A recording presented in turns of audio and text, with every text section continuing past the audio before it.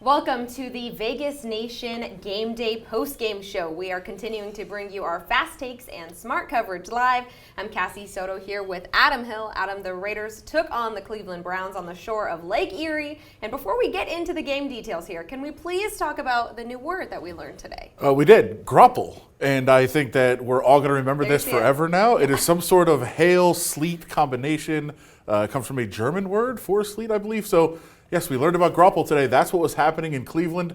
And I think the Raiders officially are undefeated in grapple. So I think they probably hope that there's more grapple at some point later down the road. I don't think that happens in Vegas. And even if it doesn't get through the roof at Allegiant Stadium.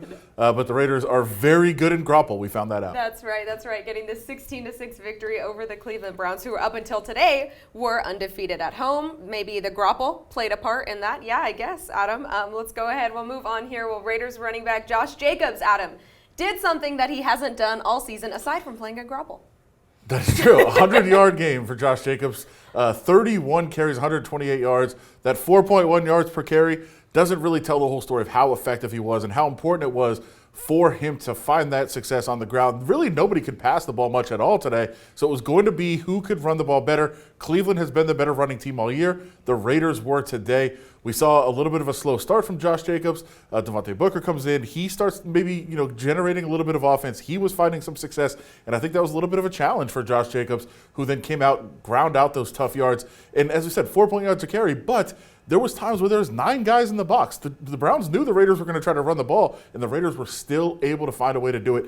That's what makes a running game impressive. If you can do it when they know you're going to do it, that's what you want to see, and the Raiders were able to establish that run game today. That's why they got a big win in what could be a game with major playoff implications down the road. For sure. Well, the Raiders thought earlier in the game that Henry Ruggs III scored a touchdown, but the officials called it a no touchdown. Yeah, they said that was a little awkward there. Said that he stepped out on that second foot that he was trying to get down in the corner of the end zone. Actually, very bizarre game today in that every time somebody almost scored a touchdown, there was a review on it. Exactly. We saw this one, Henry Ruggs. We see him looking that ball in. His right foot came down, left foot just barely out of bounds. I thought it was probably in. It looked like there was a little bit of green grass in there between the foot and the sideline.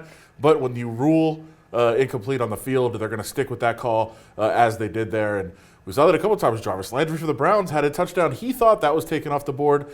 And, of course, as we're going to see here, Hunter Renfrow, he scored a touchdown that I still don't think was a touchdown. It was the opposite there. Yeah, I thought the Ruggs one was a touchdown. I thought the Renfrow one wasn't a touchdown. But on the Hunter Renfrow one, he gets the score. And I think they benefited maybe from the grapple. The camera angle wasn't great. And there was one that I think would have showed definitively whether it was a catch or not, and the angle just didn't get it. I think the cameraman was caught up in the little frozen there. In the grapple, didn't move the camera down enough.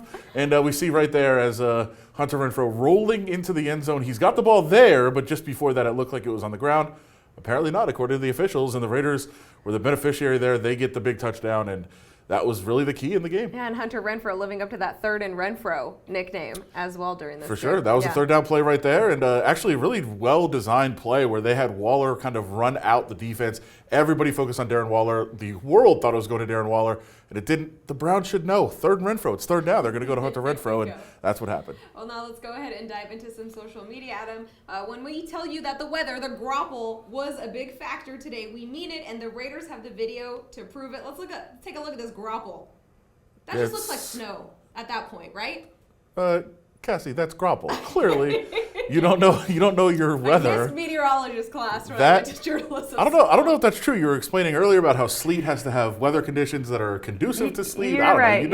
A year and a half in Colorado Springs, and I all of a sudden know about grapple. So a lot of grapple there, and the wind, and you can see how windy it is by how the grapple is blowing to the side. But we saw it on the first Carlson field goal attempt. He was trying to aim to the right of the goalpost and have it blow back in. It went all the way to the left.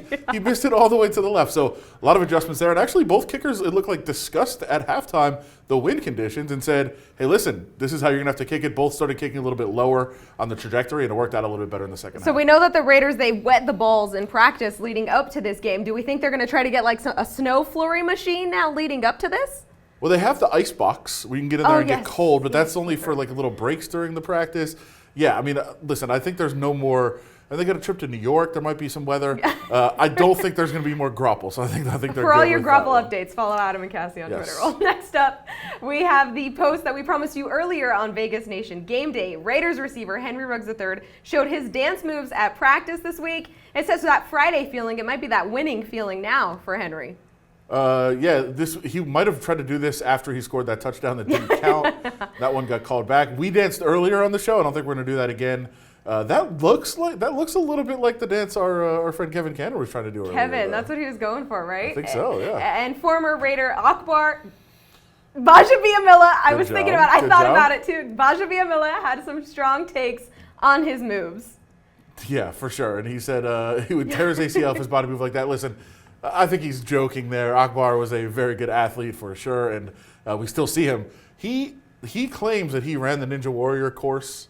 Like, he's on the show. He said that he did it with no problem. I don't buy it.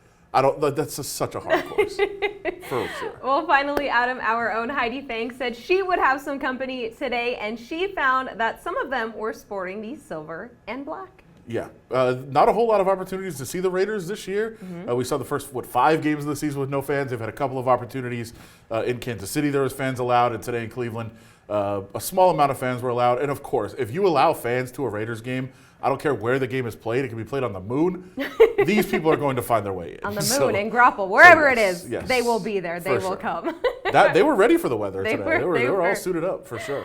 All right, fans. Well, that will do it for this post-game edition of Vegas Nation Game Day. Remember to catch more of our fast takes and smart coverage on Vegas Nation Blitz, which airs every Wednesday on Cox YourView Channel 14. And keep up with all things Raiders at vegasnation.com. For Adam Hill and the entire Vegas Nation team, I'm Cassie Soto. Thanks for watching.